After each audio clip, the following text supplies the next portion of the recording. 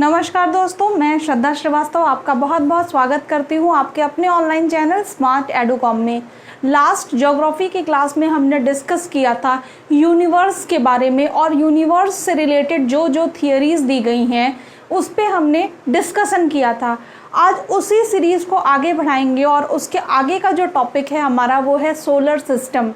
Universe में जो ये पानी की बूंद के बराबर हमने बताया था कि अर्थ होता है, तो अर्थ किसका पार्ट है? सोलर सिस्टम का। आज हम उसी सोलर सिस्टम के बारे में डिस्कशन करेंगे।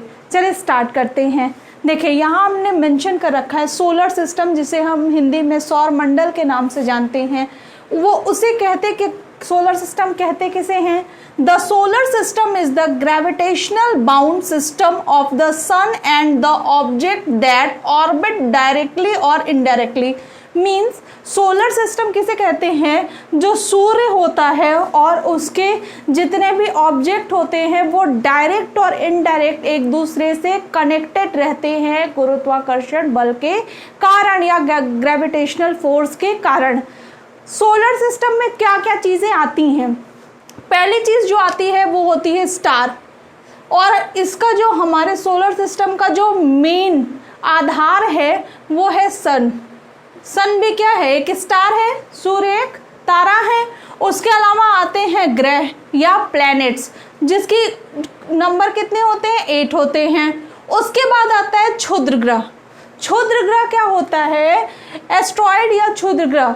क्षुद्र ग्रह ग्रह का ही एक पार्ट होता है जो किसी कारण से अलग हो जाता है, एक चट्टान के रूप में, एक रॉक के रूप में अलग हो जाता है, उसे हम क्षुद्र ग्रह कहते हैं।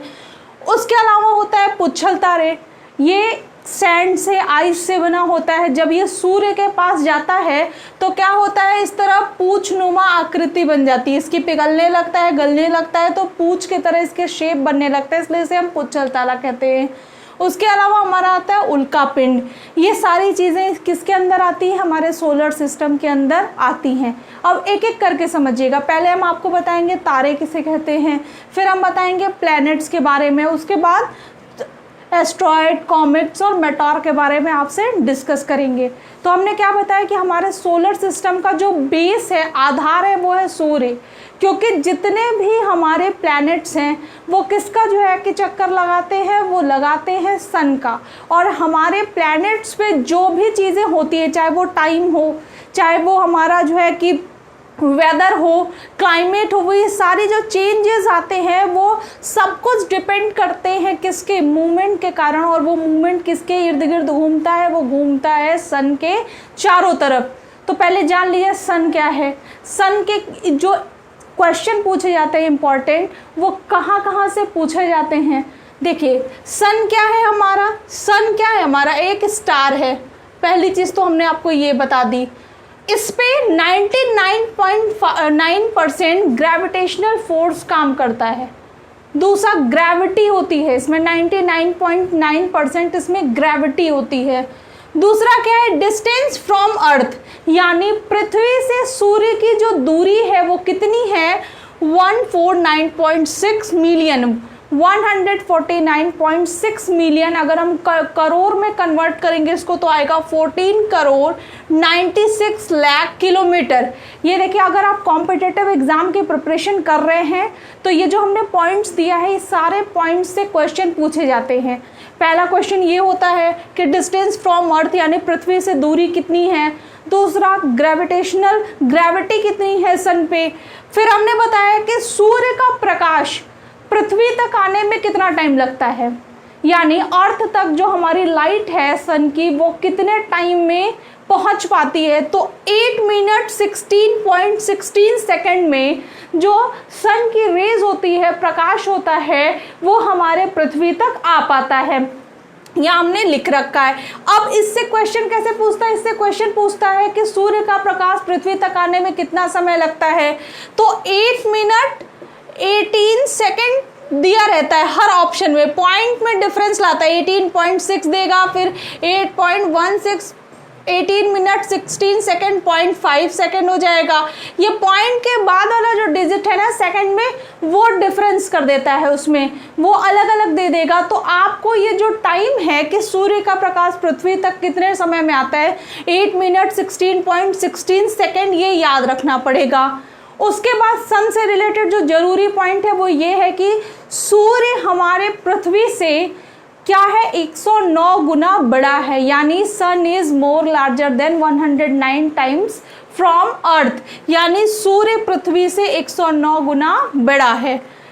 सरफेस ऑफ सन यानी सूर्य का जो धरातल होता है वो किस नाम से जाना जाता है, लाइट हाउस के नाम से जाना जाता है। और उसका जो टेम्परेचर होता है वो कितना होता है, वो 6000 डिग्री सेंटीग्रेड होता है। सरफेस ऑफ सन यानी सूर्य का जो धरातल है वो किस नाम से जाना जाता है, वो जाना जाता है लाइट हाउस के नाम से, प्रकाश मंडल हिंदी में कहते हैं। और इसका टेम्परेचर कितना होता है, 6000 डिग्री सेंटीग्रेड होता है। ये हमने किसके बारे में जाना, ये जाना हमने किसके बारे में, सूर्य के बारे में। अब बात करते हैं हमारे नेक्स्ट की, तो क्या है प्लैनेट्स।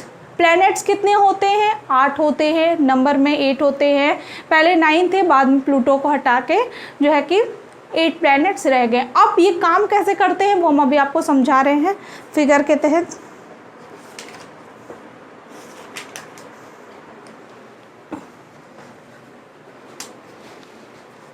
देखिए सारे जो हमारे ग्रह हैं, जितने भी प्लैनेट्स हैं, वो एंटी क्लॉकवाइज सूर्य के सन के चारों तरफ घूमते हैं। सिर्फ वीनस और नेपच्यून को छोड़ के बाकी जितने भी हैं वो क्या करते हैं, एंटी क्लॉकवाइज घूमते हैं। देखिए अगर ये सन है, हम बात करें, अगर ये सन है तो यहाँ क्या हो जाएगा, मरकरी हो जाएगा यानी बुध। उसके बाद हमारा जो प्लेनेट आता है वो होता है वीनस या शुक्र। उसके बाद आता है अर्थ या पृथ्वी। इसके बाद आता है मार्स या मंगल। फिर आता है जुपिटर या बृहस्पति। फिर आता है सैटर्न या शनि। और तब आता है अरुण या यूरेनस। और लास्ट में आता है हमारा नेपच्यून या वरुण। ये सारे कैसे करते हैं, एंटी क्लॉकवाइज रोटेट करते हैं सन के किनारे।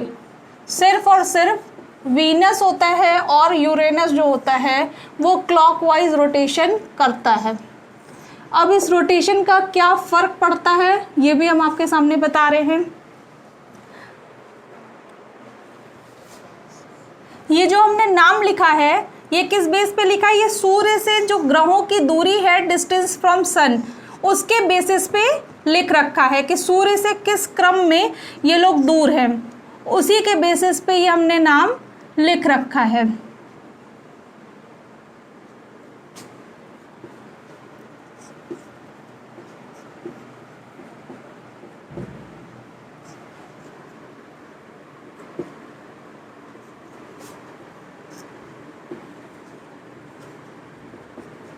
ये जो हमने एरो बनाया इसका मतलब है ये और ये जो दो ग्रह हैं वीनस और यूरेनस, ये उल्टा चलते हैं, यानी ईस्ट टू वेस्ट। और बाकी सारे जो हमारे प्लैनेट्स हैं वो कैसे मूवमेंट करते हैं, वो वेस्ट टू ईस्ट करते हैं, यानी पश्चिम से पूर्व में घूमते हैं। इसलिए हमारे यहाँ सूर्योदय किधर साइड होता है, पूर्व में होता है। और उल्टा शुक्र पे आप जाएंगे तो वहाँ कहाँ कब होगा, वहाँ पश्चिम में होगा। तो शुक्र यानी वीनस और यूरेनस को छोड़ के बाकी जितने प्लैनेट्स होते हैं उनका रोटेशन कैसा होता है, वो वेस्ट टू ईस्ट होता है। यानी यहाँ लिख दे रहे हैं हम,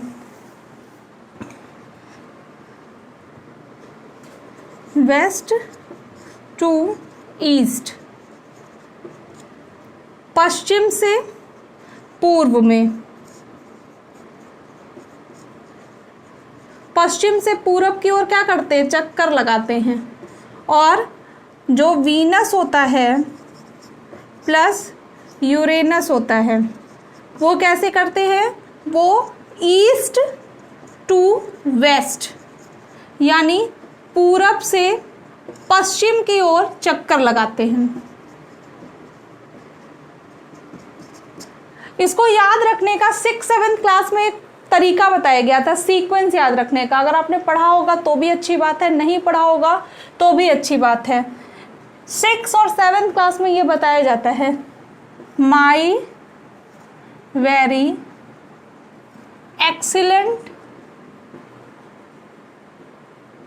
mother just serve us noodles. तो माई से एम हो जाता है, एम मीन्स क्या हो जाएगा, मरकरी।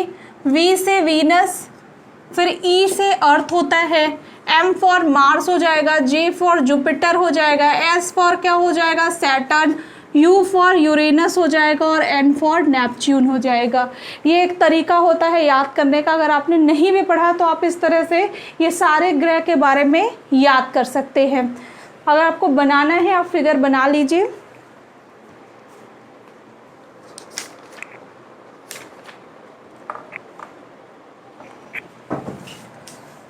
ये हम आपको फिर से लिख के दिखा दे रहे हैं, सीक्वेंस में हौच-पौच हो गया है। देखिए हमने क्या बताया, सूर्य से बढ़ती दूरी के क्रम में अगर आपको नाम याद करना हो तो कैसे करेंगे, my very excellent mother just serve us noodles. तो क्या हो जाएगा, एम फॉर हो जाएगा मरकरी, वी फॉर हो जाएगा वीनस, ई फॉर हो जाएगा अर्थ, एम फॉर हो जाएगा Mars, J for Jupiter, S for Saturn, you for Uranus और एन फॉर नेपच्यून। ये तरीका होता है। ये हमने आपको क्यों बताया है, इसलिए बताया है कि ये पूछता है एग्जाम में ऐसे कि सूर्य से दूरी के आधार पर हमारे ग्रहों में यूरेनस का क्रम है। और हाँ एक चीज़ आपको बता दें, आप जो प्लैनेट्स के नेम हैं वो कोशिश करिए इंग्लिश में याद करने का, क्योंकि हिंदी में देना बंद कर दिया। अरुण वरुण ये सब कहीं नहीं देता है, सीधे यूरेनस, नेपच्यून, वीनस, अर्थ यही देता है। तो इंग्लिश में जो नाम है वो कोशिश करिए वही याद रहे, एग्जाम में हमेशा बेनिफिट देगा आपको। तो इसीलिए हमने बताया कि कैसे पूछता है कि सूर्य से दूरी के आधार पर शुक्र का क्रम कहाँ आता है या वीनस का क्रम कहाँ आता है। तो आप अगर ये लाइन याद रखेंगे, माई वेरी एक्सीलेंट मदर, और आपको ये पता होगा कि ये लाइन का क्या है, जितने भी वर्ड आ रहे हैं उसका पहला लेटर के आधार पर हमने प्लेनेट का नाम रख लिया है, तो उससे आपको सीक्वेंस याद करने में आसानी रहेगी। अब एक एक करके ग्रहों के बारे में बात करें तो सबसे पहले हमारा जो ग्रह होता है वो है मरकरी यानी बुध, सूर्य के सबसे नजदीक होता है।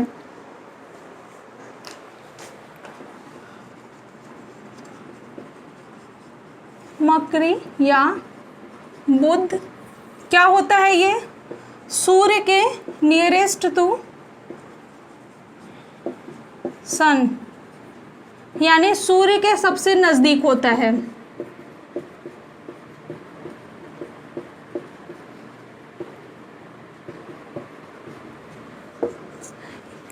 अब जितने भी प्लैनेट होते हैं वो दो तरह का मूवमेंट करते हैं, एक अपने एक्सिस पे घूमते हैं, दूसरा एक्सिस पे घूमते हुए चारों तरफ सूर्य के घूमते हैं।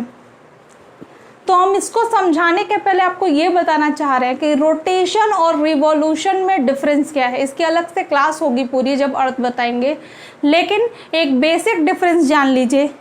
मान लीजिए ये हमारा प्लेनेट है और जब ये इसका एक्सिस है, तो जब ये अपने एक्सिस पे घूमेगा तो क्या होगा, ये रोटेशन होगा। और जब ये एक्सिस पे घूमते हुए सूर्य के चारों तरफ घूमेगा तो क्या होगा, वो रिवॉल्यूशन होगा। तो रोटेशन से क्या होता है, जैसे पृथ्वी क्या करती है, अर्थ जब रोटेट करती है उसके कारण हमारा क्या होता है, दिन और रात होता है। लेकिन सूर्य का जब चक्कर लगाती है, रिवॉल्यूशन करती है, तो क्या होता है, हमारा ईयर चेंज हो जाता है। तो ये बेसिक नॉलेज है रोटेशन और रिवॉल्यूशन के बारे में। ये टॉपिक थोड़ा बड़ा है, इसलिए इसे हम इस टॉपिक के बाद पढ़ाएंगे प्रॉपर तरीके से कि रोटेशन का क्या इफेक्ट होता है और रिवॉल्यूशन का क्या इफेक्ट होता है। चूँकि इस टॉपिक में इसका काम है, इसलिए थोड़ा सा हमने इंट्रो दे दिया है आपको, ताकि आप कंफ्यूज ना हो। तो हमने क्या बताया कि जब कोई प्लैनेट अपने एक्सिस पे घूमता है, अक्ष पे हिंदी में कहते हैं, अपने अक्ष पे घूमता है, केंद्र पे घूमता है, तो उसे रोटेशन कहते हैं। और जब अपने एक्सिस पे घूमते हुए सन के चारों तरफ घूमता है तो उसे रिवॉल्यूशन कहते हैं। परिक्रमण और परिभ्रमण हिंदी में कहते हैं, उसे इंग्लिश याद रखिएगा। तो सूर्य का जो एक चक्कर है, इसे लगाने में कितना टाइम लगता है, सूर्य का एक चक्कर लगाने में, जिसे हम रिवॉल्यूशन कहते हैं, करने में कितना लगता है, इसे सबसे पास है तो 88 डेज में ही कर लेता है ये पूरा। 88 दिन में ये क्या करता है, अपना रिवॉल्यूशन पूरा कर लेता है, जिसे पृथ्वी को करने में कितना लगता है, 365 से 1/4 दिन लगता है। यानी 365 1/4 हटा देते हैं, बाद में वो 366 हो जाता है 4 साल बाद। उतने टाइम में करता है, जबकि ये कितने दिन में कर लेता है, सिर्फ 88 दिन में पूरा कर लेता है अपना रिवॉल्यूशन। इसके बारे में और क्या है, सबसे तीव्रतम ग्रह है, फास्टेस्ट प्लैनेट क्या है, ये सबसे फास्टेस्ट प्लैनेट है, नियरेस्ट टू अर्थ यानी सूर्य के सबसे नज़दीक है। इसे अपना रिवॉल्यूशन कंप्लीट करने में सिर्फ 88 दिन लगता है। और क्या है, हाँ एक चीज़ और जान लीजिए कि इस पे वायुमंडल नहीं होता है, एटमॉस्फेयर नहीं होता है। तो क्या होता है, यहाँ दिन में गर्म और रात में उतना ही ठंडा होता है। ठीक है, तो इसको आप नोट कर लीजिएगा कि यहाँ वायुमंडल न होने के कारण क्या होता है, ये दिन में बहुत गर्म और रात में बहुत ठंडा होता है। इसका कोई भी सैटेलाइट नहीं होता है, उपग्रह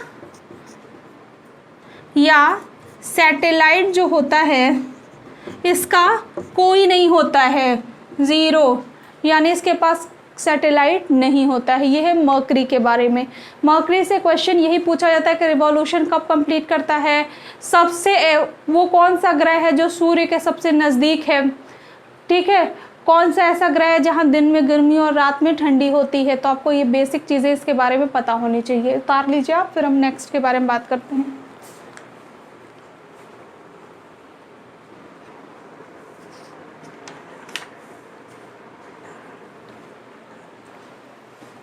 इसके बाद हमारा जो प्लेनेट है वो है वीनस, जिसे पृथ्वी की बहन यानी सिस्टर ऑफ अर्थ भी कहा जाता है।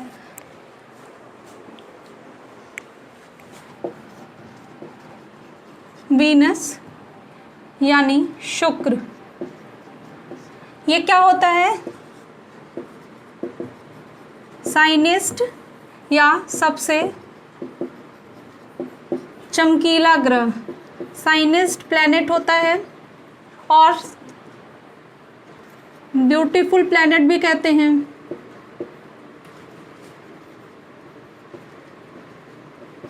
हिंदी में से कहते हैं सबसे चमकीला ग्रह। ये सब पूछा जाता है, चमकीला ग्रह कहते हैं इसे। सिस्टर ऑफ अर्थ कहते हैं, सिस्टर ऑफ अर्थ या पृथ्वी की बहन, पृथ्वी की बहन कहा जाता है। इसे हम क्या कहते हैं, मॉर्निंग और इवनिंग प्लैनेट।